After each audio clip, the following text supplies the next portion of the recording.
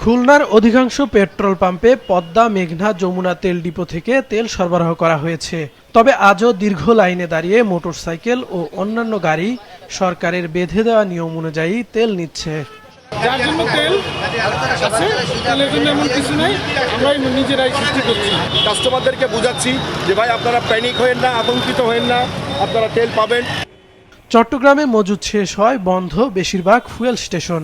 অল্প কিছু খোলা থাকলেও সেখানে মোটরসাইকেল ও প্রাইভেট কারের দীর্ঘ লাইন দেখা গেছে।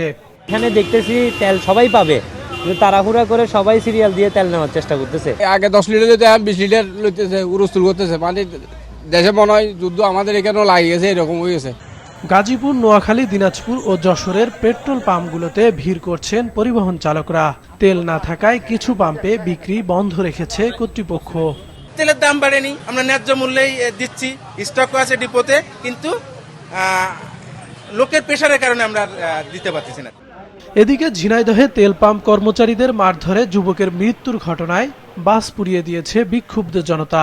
প্রতিবাদে আজ সকালে ঝিনাইদহ মাগুরা মহাসড়ক অবরোধ করেন পরিবহন শ্রমিকরা। এছাড়াও ফেনী, শরীয়তপুর, ঠাকুরগাঁও, লক্ষ্মীপুর, নারায়ণগঞ্জ, রাজবাড়ী, শেরপুর সহ দেশের বিভিন্ন পাম্পে অব্যাহত আছে জ্বালানি সংকট।